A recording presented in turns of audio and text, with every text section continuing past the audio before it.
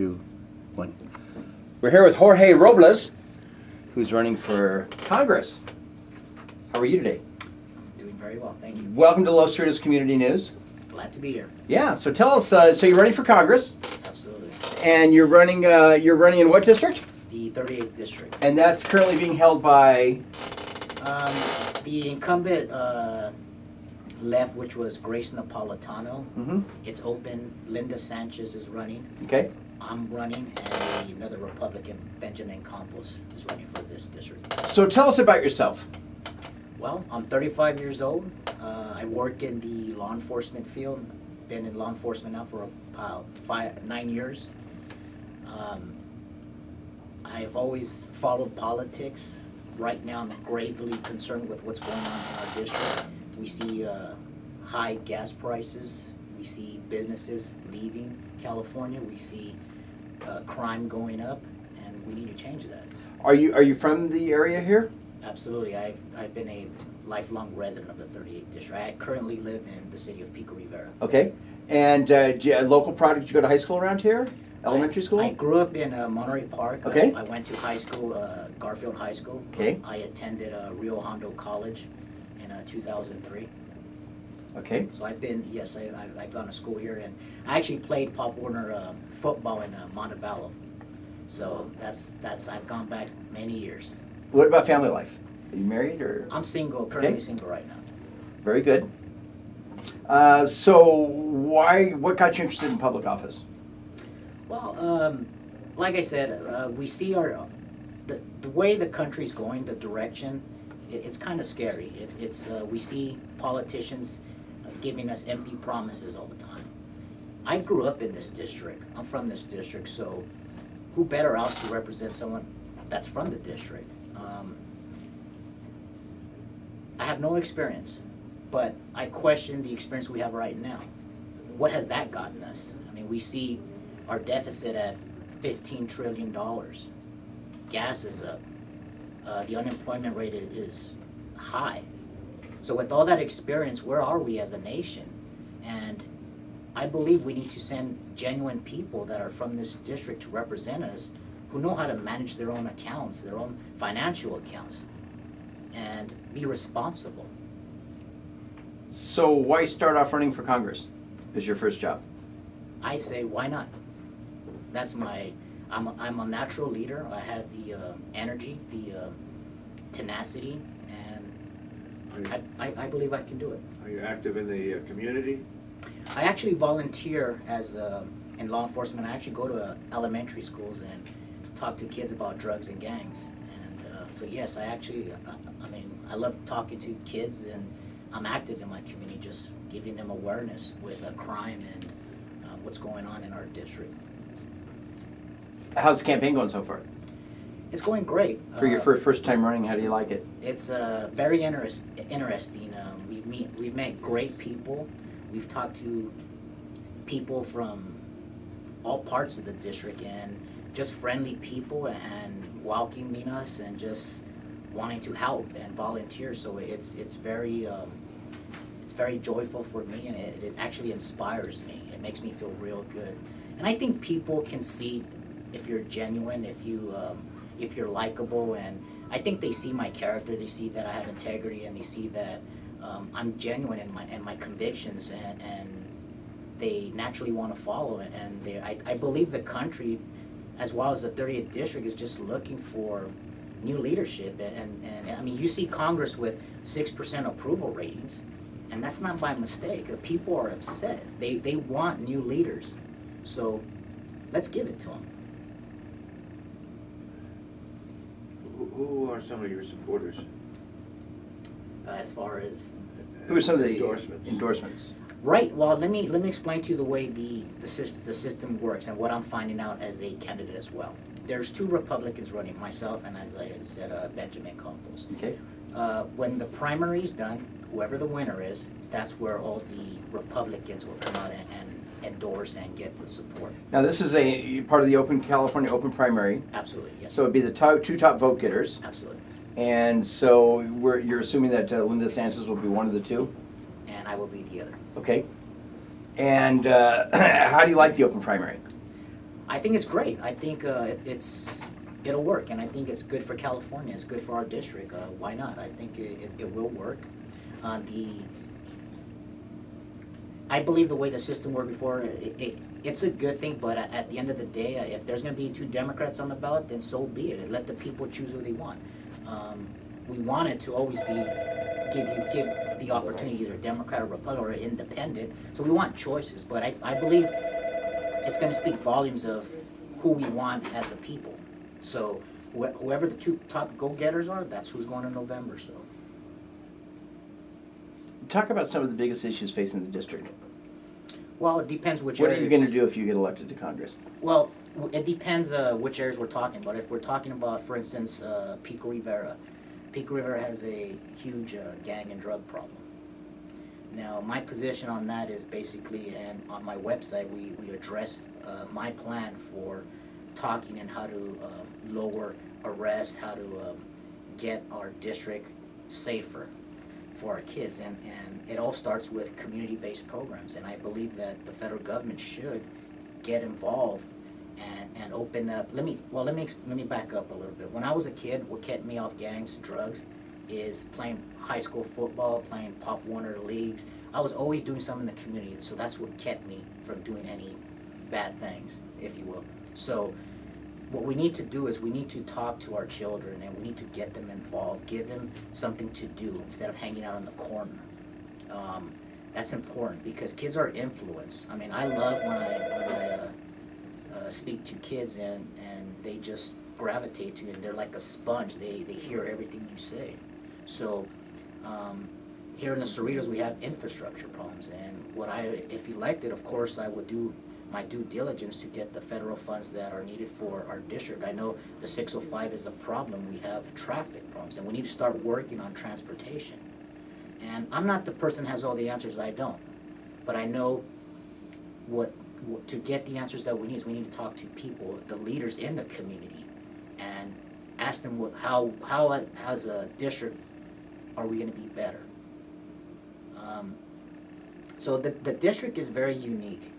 Like I said, if the northern part of the district, there's drugs, gangs. The southern part, there's infrastructure, and then Whittier has a lot of businesses that are leaving.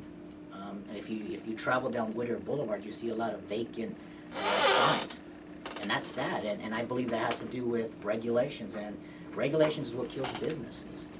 Now, I've met with business leaders in Montebello, and I'll just give you a quick example of one leader that I spoke to. He's a barber, and he explained to me how before he cut one haircut and made one single dollar, he had to wait 3 months to get someone to come into his barber shop and give him a pass. The city had to give him a pass, basically say, hey, you can go ahead and cut hair. So he had to wait 3 months to get a 5-minute pass. So that individual went inside, checked out where her stuff was, and says, okay, you can cut hair now. His rent is $1,200 a month. Now that's ridiculous. That's hurting businesses. And that's the kind of stuff we need to change. Well, is that local or federal requirements? Well, it's the same thing, because if we see, that's what politics is, a very funny dance. Yes, it's at the local level because that's Montebello Council. Yes, absolutely. However, what I plan to do is I want to get involved at the local level as well and be an advocate for everybody. Why not? See, it's never been done before, so why not? I mean, why shouldn't it be done? We should be advocating for the smallest guy as well, not just big business, for everybody. My goal is to hopefully get the 30th district one of the strongest districts in California. I mean, why not? Let's shoot for the star. Let's have that dream, and let's aspire to be there and get there. What do you? How do you think has the? How do you think the Obama administration has dealt with local issues here in Southern California? Well, I believe Obama is a nice person. I just think his policies are wrong and they're hurting our country. As you see, gas prices are high. And if you recall, a few years ago, I remember the Democratic machine was basically targeting, saying, hey, gas prices are high and we got to do something about this, basically blaming Republicans that, Mr. Bush was in office. But now that we see it on the other foot, I don't see any Democrats picketing their president saying the same thing. Hey, listen, what are you doing about these gas prices? The Keystone Pipeline, that's a permit that he could have fulfilled and eased the gas prices. Now, we understand the way the markets work, and it's always speculation. And, you know, traders always speculate with war, and whatever is going on in the world is what drives gas prices either up or down. However, if we start drilling and giving permits, that's going to start easing, and speculators, investors are going to say, okay, we're going to start drilling, and, you know, we don't have to depend so much on foreign oil. So, Do you think, why do you think he vetoed, in so many words, that pipeline? my personal opinion is why he vetoed it is he's trying to appeal to the green energy. Now, I believe green energy is a great thing. However, that's years down the line where we could actually, as a consumer, use it. How do you define green energy? Well, electric cars, Okay. for instance, you know, solar panel. Those are all great ideas, but unfortunately, where we're at right now, the technology is not there where it could be mass consumed and profitable for everyone. What do you think about high-speed rail in California? Well, California has a huge budget problem. I don't think we should be talking about. I mean, if I think I read it in the paper. It said it first was going to cost us, and don't quote me on this, but I believe it was 63 trillion. But then it went up to 120 trillion. I mean, no, excuse me. Let me backtrack. It was 60 billion, not trillion, 60 billion, and then it went up to 120 billion, and I believe now it's at 75 billion. So. And we're talking about the train, California right. But the bottom line is, look, our state is broke. What we need to be focusing in California is jobs. Okay, that's what we need to be focusing on. I mean, we're in debt already, and you want to get in debt with this high-speed train. It's a good idea. Maybe if we had a surplus and we had the costs and we can actually make it profitable. But right now, I think it's a shot in the dark, and I don't think we should put that burden on taxpayers. How do you feel, what can the Congress do at this point to create more jobs, especially in California? And specifically in your area? It always starts with less regulations. It has to start. We can't regulate these businesses. We've met with countless business leaders, and it always comes back to that very thing, is regulations. Regulations kills businesses. Now, I believe right now California is the 13th largest economy in the world, but 15 years ago we were number 5, I believe. So what has happened in California? Well, regulations is what happens. Now, Texas is taking a lot of jobs from California. We've got to ask ourselves, well, why is that happening? Well, they're whining and dying and say, hey, come over here. We don't have these burdensome regulations. Now, someone actually mentioned too, well, Texas is creating a lot of jobs, but they're minimum wage paying jobs. But that's fine because the cost of living in Texas is much lower than California. So you can live a good life in Texas on minimum wage.